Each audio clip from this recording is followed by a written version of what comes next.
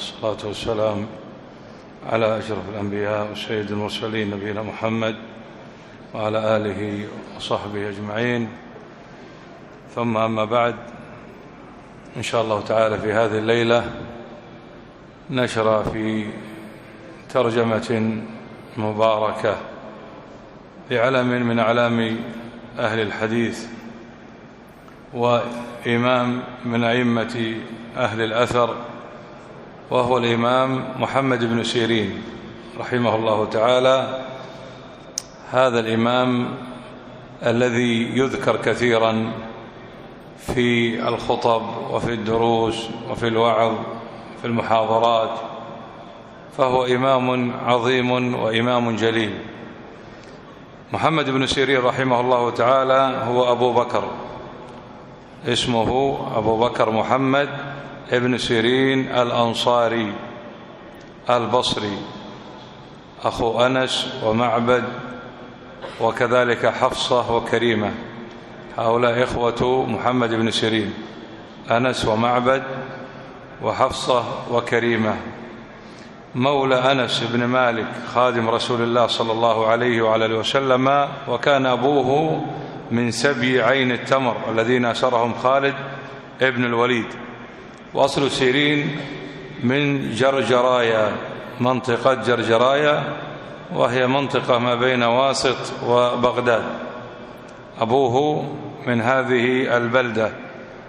ولد لسنتين بقيتا من خلافة عثمان رضي الله تعالى عنه وأرضاه، وبعضهم قال لسنتين بقيتا من خلافة عمر، وهذا بعيد جدا، وقد استبعده الإمام الذهبي رحمه الله تعالى. صفته كان قصيرا، محمد بن سيرين كان قصيرا عظيم البطن، وله وفرة، شعره طويل، وكان يفرق شعره من الوسط، وكان أيضا كثير المزاح والضحك ويخضب بالحنة.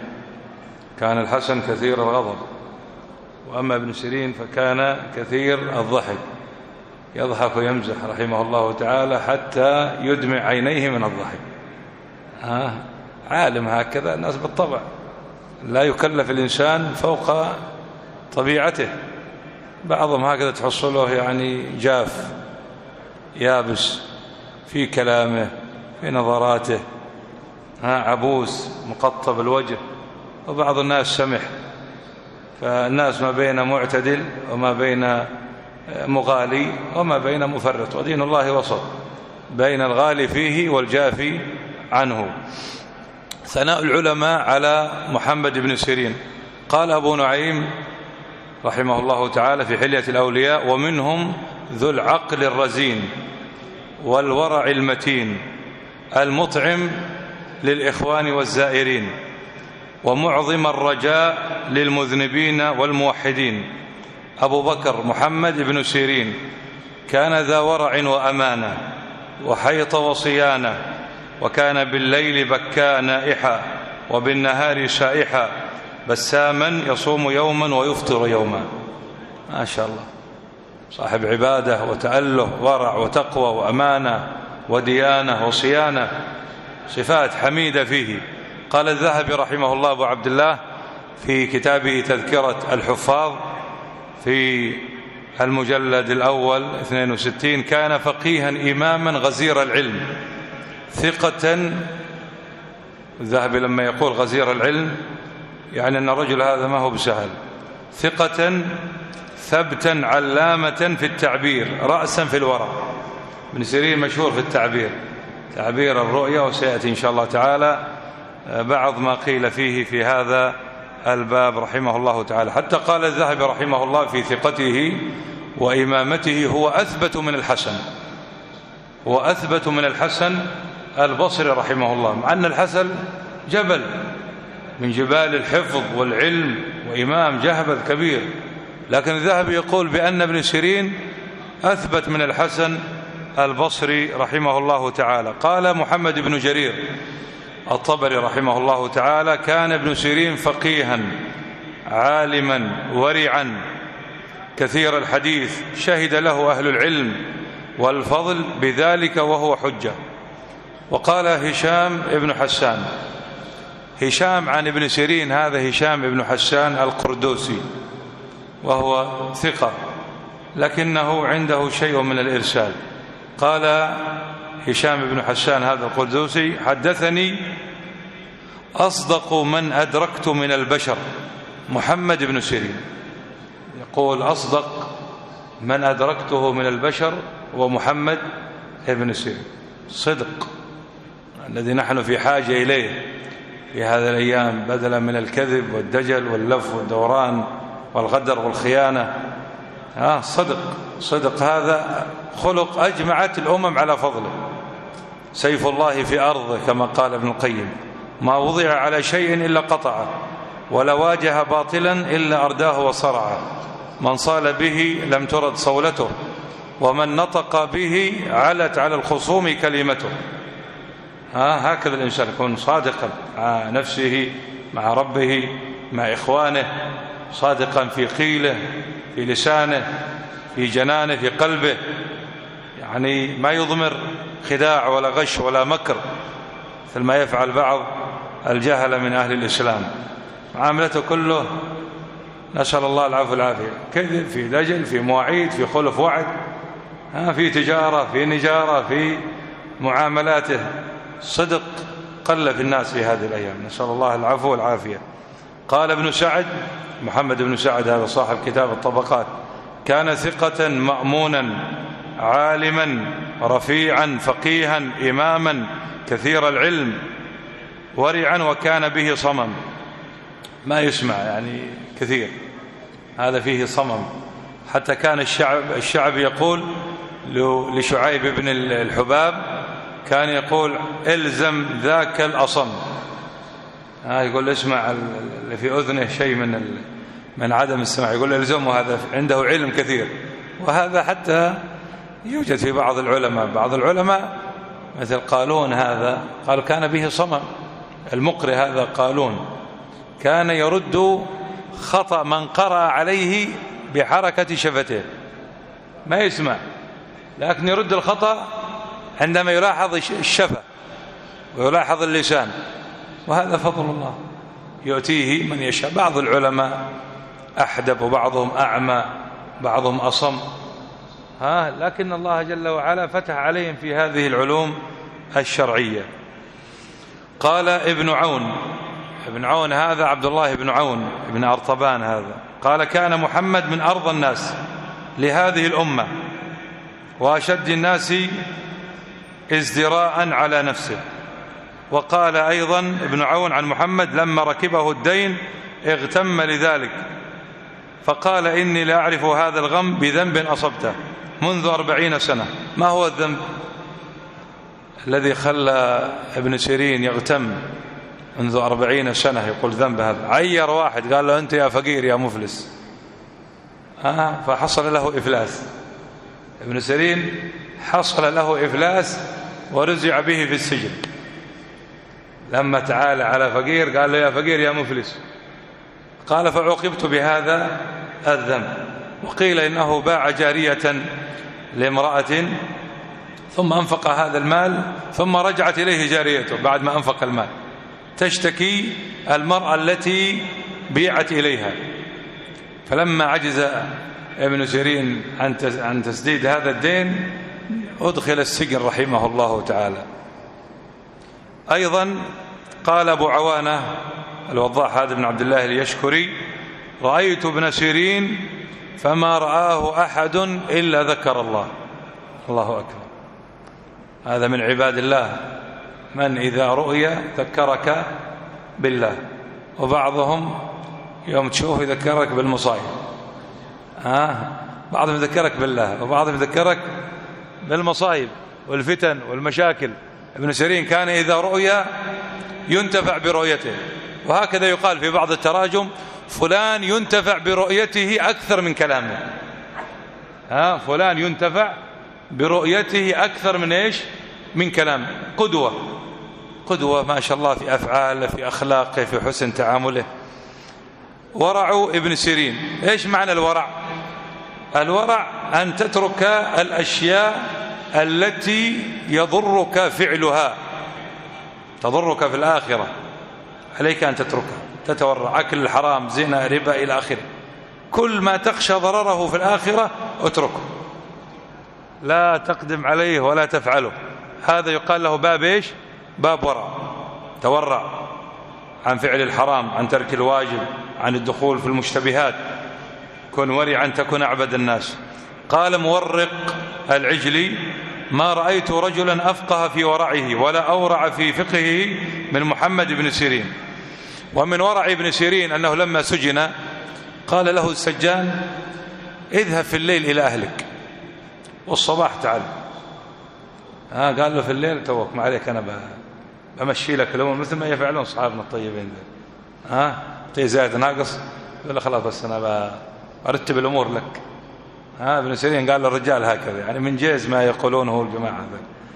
قال له: خرج الليل وروح عند أهلك وارقد لك في البيت، والصبح صب عندي، ولا من شاف ولا من دري. فقال له السجان: إذا كان الليل فاذهب إلى أهلك، فإذا أصبحت فتعال. فقال ابن سيرين، شوف الكلام الذي قاله ابن سيرين، قال: والله لا أعينك على خيانة السلطان. شفت الكلام؟ والله لا أعينك على خيانة ليش؟ السلطان. أنت مؤتمن.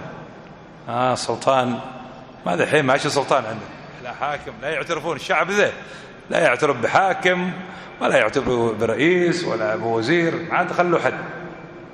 كل ما جاء لهم رئيس مسكوه، جاء لهم علي عبد الله صالح قالوا علي عفاش، علي بقاش، علي مدري من، يا عبد ربه قال عبد ربه مركوز. مسكوا وينكتون على عبد ربه وزغرناهم مدري ايش، يقول الكلام. نحن الحين العليمي، عاد العليمي عاد ماشي وصله، لكنه في الطريق. الشعب ذا ما يرحم، الشعب ما يرحم القادة الذين لا. هذا السلطان ما تنضبط الأمور إلا بتعظيمه وهيبته، لا بده يكون مهاب، ما يكون كذاب يكذب على شعبه وعلى أمته. هذا قال سهل بن عبد الله التستري: لا يزال الناس بخير ما عظموا السلطان.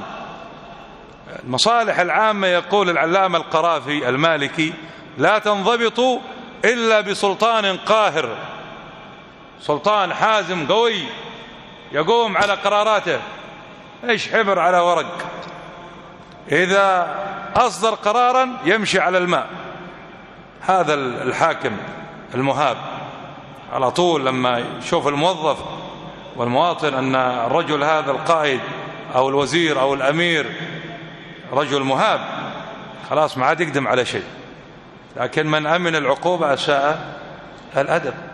شوفوا الأيام كيف وضع، نسأل الله العافية والعافية. بلاد كبيرة، بلاد حضارة وتاريخ، بلاد اليمن لها طول في عرض، بحيرات من الغاز وبحيرات من النفط، ثروة بحرية، ثروة نفطية، زراعية، منافذ برية وبحرية وجوية، حلقة وصل في التجارة من قديم الزمان بين الشرق والغرب، تطل على مسطحات مائية وعلى ممرات مائية، باب المندب، البحر الأحمر.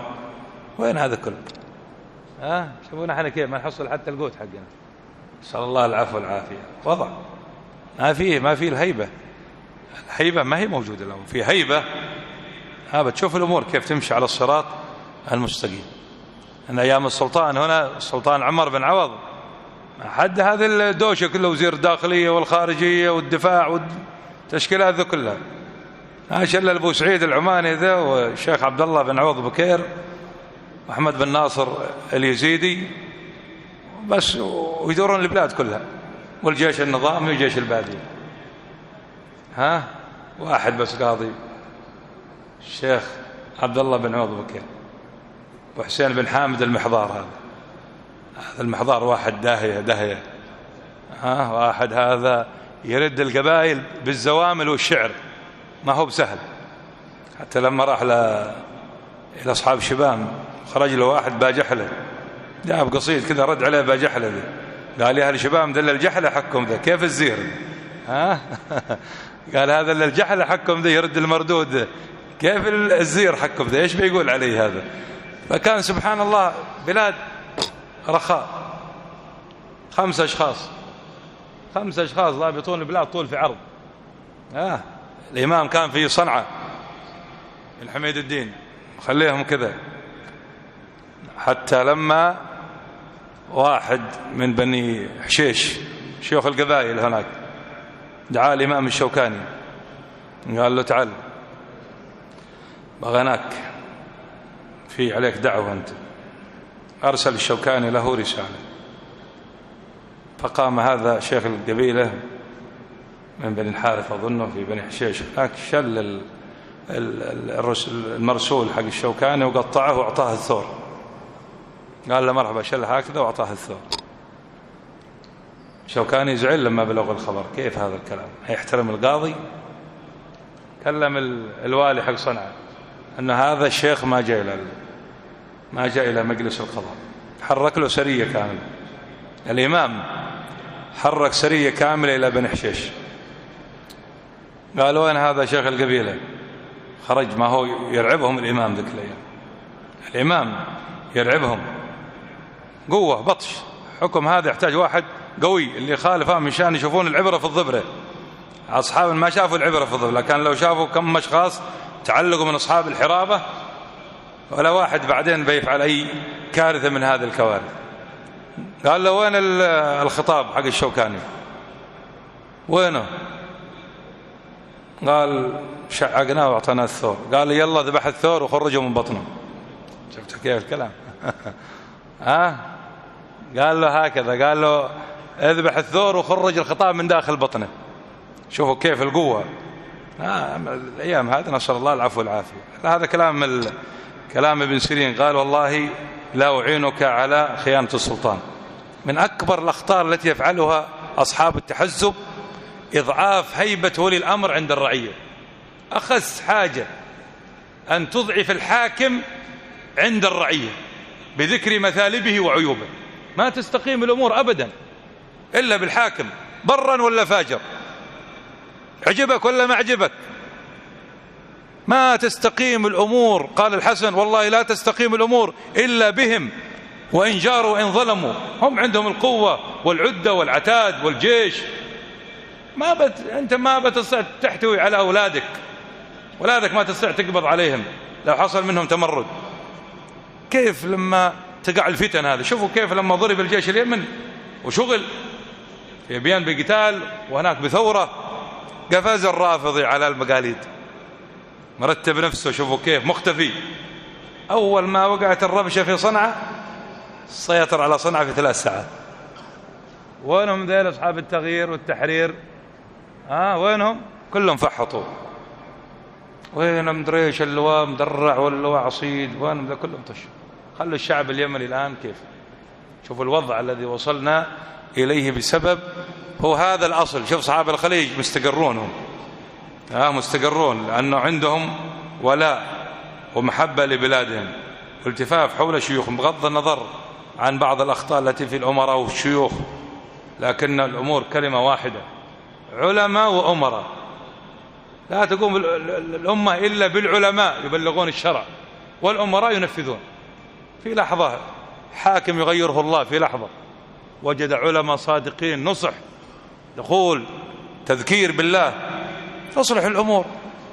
أما نحن جالسون كل يوم نتكلم على مسؤول، كل يوم نسقط هامة وقامة مع بقي عندنا أحد. نسأل الله العفو والعافية. قال ابن سيرين ذات يوم لرجل يا أسود، فاستغفر الله ثم قال إني قد اغتبته. قال بكر بن عبد الله المزني من أراد أن ينظر إلى ورع من أدركنا فلينظر إلى محمد بن سيرين. من أراد أن ينظر إلى ورع من أدركنا فلينظر إلى محمد بن سيرين. قال يونس بن عبيد لم يكن يعرض لمحمد بن سيرين أمران في ذمته إلا أخذ بأوثقهما. يقول ما يعرض عليه أمران فيهما التباس إلا أخذ بالأوثق، يحتاط يحتاط، يكون الحق عليه ولا يكون له مع وجود الريبة. وهذا أيضا من الورع التام، أن الإنسان إذا شك في شيء عليه أن يتركه. شيء ماشي له في شائبة قليل أن له حقا، لكن الأكثر أنه ليس له حق فيه، يتركه. يقول يا أخي ما أريد شيء حرام، خذه هكذا الإنسان الذي يتورع. أما عن عبادة ابن سيرين رحمه الله فقال أيوب السختياني وهشام بن حسان: كان ابن سيرين يصوم يوما ويفطر يوما، وكان من بره بأمه إذا خطبته يتضرع أمامها، يعني ما يحاول يتعالم أو يتعالى على أمه، كان يتواضع لها، يخفض يعني جناحه لوالدته. وهكذا يكون البر بالوالدين، لا ترفع صوتك على أمك، لا تتكلم بأنفة وكبرياء. كان محمد بن المنكدر يقول لأمه: ضعي رجلك على خدي، ضعي رجلك على إيش؟ على خدي. شوفوا البر هذا. وكم من أناس من السلف حد كان يكحل عيون أمه، وحد كان يمشط شعر أمه لما كبر سنه.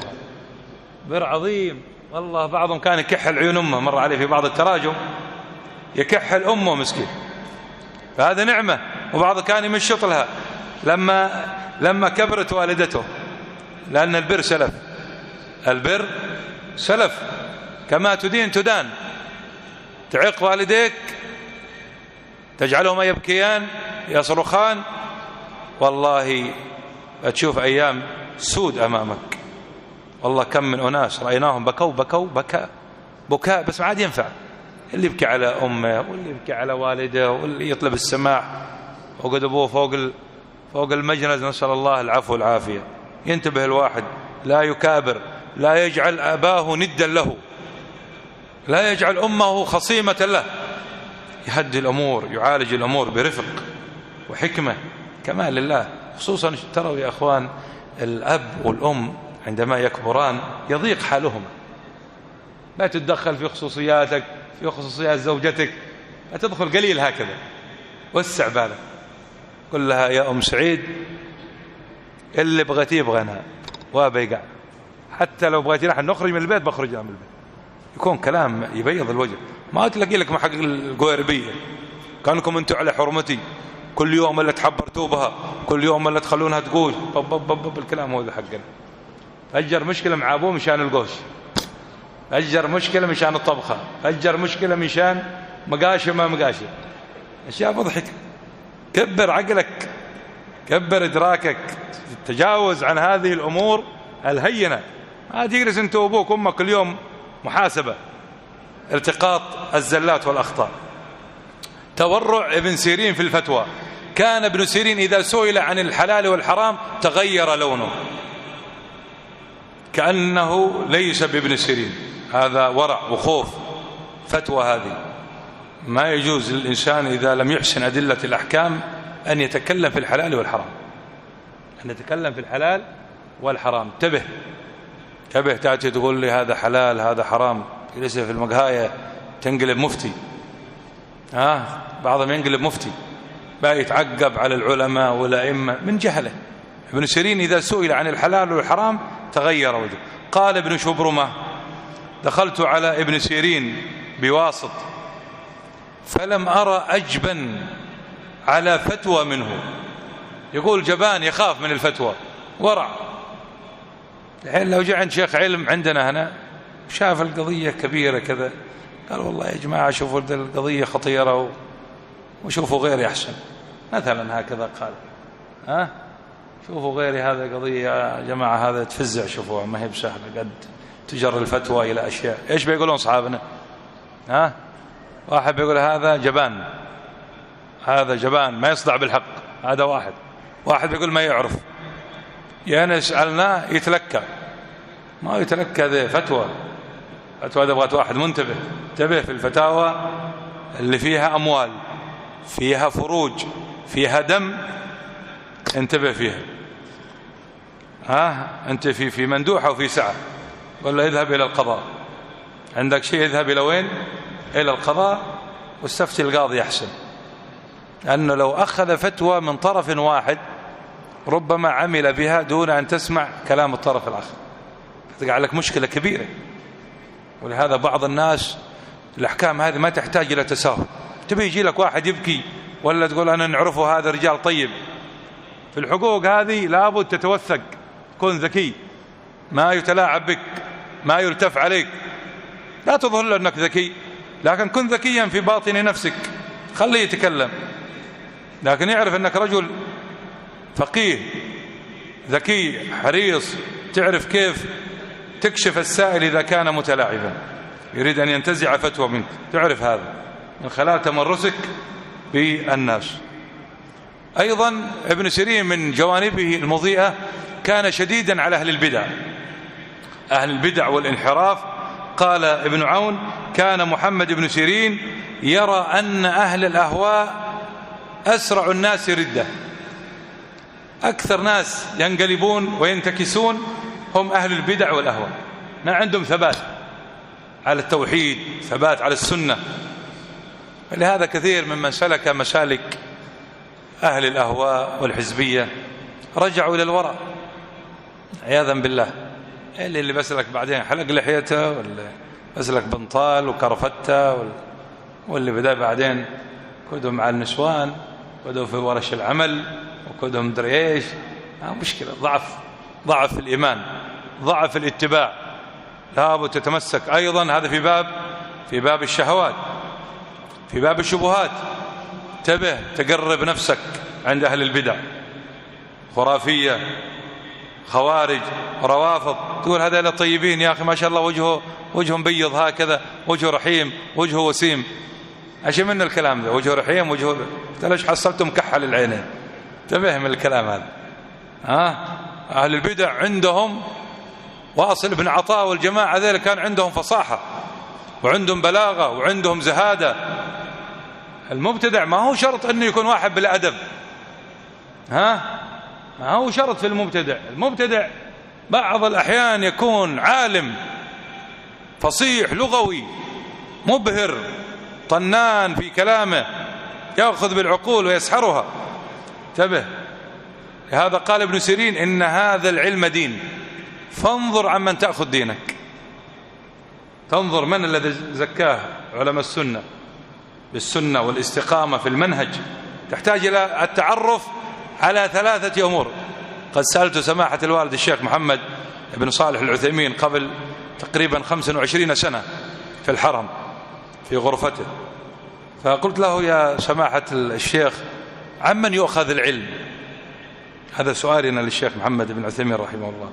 عمن يؤخذ العلم؟ قال: عمن توفر فيه 3 شروط. عمن توفر فيه 3 شروط: أن يكون مستقيما في عقيدته.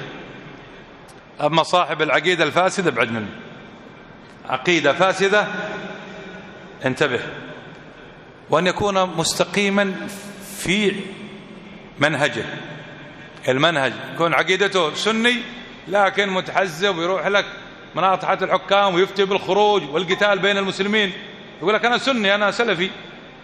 لكنك سلفي ايش تفعل أنت؟ طريقتك هذه في جانب السلوك ما هي سلفية. سلفي ما يتحزب، سلفي ما يعطي بيعة لغير الحاكم، سلفي ما عنده شيء يتستر به عن أهل العلم، سلفي ما يطعن في علماء السنة ويرميهم بما ليس فيهم. ما أنت بسلفي في سيرك وسلوكك، تسلفي في جانب العقيدة، عندك في بعض الأمور اسمها والصفات والإيمان بالقدر والصحابة، سلفي في هذه. ما أنت بسلفي في باب السلوك والمنهج. لابد تكون سلفيا في عقيدتك وفي طريقتك وفي أخلاقك، تكون إنسان ما شاء الله طيب، عقيدتك طيبة، وأيضا استقامتك في المنهج، لكن في الأخلاق عندك تجاوز وانحراف كبير. هنا أيضا يخشى على الذي يأخذ منك العلم أن يتطبع بطباعك، فتكون إنسان سباب أو شتام أو قصاب أو صاحب نميمة تشعل الفتن بين الطلاب. هذا أخلاقك بتضر الطلاب حقك. لو صدرت هذه الأخلاق للطلاب بتشوف الطلاب عندك يعني في هرج ومرج. ليش؟ لأنهم يقتدون بك وبأسلوبك وطريقتك في التحدث في التعامل. شوف العلماء كيف يجمعون الكلام المهم في 3 نقاط فقط.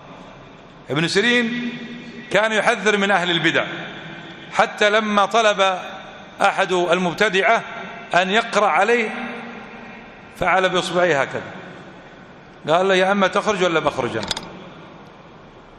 ليش؟ قال لأن قلبي ليس بيدي، قلبي ليس بيدي. ولهذا قال الثوري من سمع بدعة فلا يحكيها لجلسائه. قال الذهبي هكذا أكثر السلف النكير على أهل البدع والأهواء، لأنهم يرون القلوب ضعيفة والشبه خطافة. القلوب إيش؟ ضعيفة والشبه خطافة، تخطف. تأثرت بفكرة داعي منحرف أو شاب ملحد غرك منطقه أو بهرجته في الكلام، تأثرت به. يكون واحد ولد ذكي نابغ من الأوائل لكنه انحراف في فكره، متأثر بالفلسفة بطريقة المناطق، غرك أسلوب الكلام لأنه تعلم علم المنطق، يتكلم في التصورات والتصديقات والبراهين والأدلة. لما تكلم بهذا الأسلوب أبهرك أنت، ما شاء الله هذا رجل فحل، هذا من هذا فلان الخطيب حقكم ذا والشيخ هذا ما عنده شيء. شوف الدكتور فلان بروفيسور، شوف الحلاوة، شوف الطلاوة، شوف الأبهة لما يتكلم، شوف كيف يقتر. الآن عنده هذا هو قدوته، هذا مثله الأعلى، يضل ناس كثير. فلهذا انتبهوا من أهل البدع والأهواء. بعض الناس إذا شاف عالم يحذر من أهل البدع والأهواء يقول يا أخي بغيتوا بالمشاكل أنتم، وإيش بغيتوا بالفتن هذه؟ ما هي فتن، هذا تمييز بين الحق والباطل، تحذير من البدعة وإقامة السنة هو نصرة للحق. هي قضية تفريق، لا بد يفرق بين الحق والباطل، لا بد يفرق بين الأبرار والفجار، لا بد يفرق بين المشركين والموحدين، لا بد يفرق بين أهل النعيم وأهل الجحيم، بين أهل الطاعة والمعصية. ما كان الله ليذر المؤمنين على ما أنتم عليه حتى يميز الخبيث من الطيب. لما يتميز الطيب من الخبيث تصلح الأمور، تبني على أساس قوي. لو كان الأمور هكذا مجرد تكثر فممكن ينكشف الناس عنك. أنتم لاحظتوا في غزوة أحد لما رجع ابن أبي سلول بثلث ليش الجيش، اختلف الصحابة، ناس مش معاك، ظاهر معاك لكنه أنت مربيهم، أنت فاحصهم، فما لكم في المنافقين فئتين والله أركسهم بما كسب. فرجع ابن أبي سلول، قالوا كيف الجماعة نرجع معاه، يمكن كلامه صح. شوفوا كيف لو خرجوا فيكم ما زادوكم إلا خبالا ولا أوضعوا خلالكم يبغونكم الفتنة وفيكم سمعون لهم. سماعي يؤثر في القناعات. فلهذا انتبه، السلامة لا يعدلها شيء. قال يحيى ابن أبي كثير إذا رأيت المبتدع في طريق فخذ طريقا آخر. إذا رأيت المبتدع في طريق فخذ طريقا آخر. لكن المبتدع يعني ما هو أصحاب أخوانك، أنت واحد يعني صاحبك هكذا سني كماك خالفك في مسألة قمت تهود المبتدع وخريت الآثار حق محمد بن سيرين عليه. انتبه بارك الله فيك، هذا غلو، هذا غلو وشطط يجب أن تبتعد منه. والله كلام بيطول، بس بنختصر لكم الكلام هذا. بنجيب ابن سيرين كان رأسا في الرؤية، ومن بدايع ما سئل عنه ابن سيرين في الرؤية أن رجلا قال إني رأيت نفسي أطير بين السماء والأرض.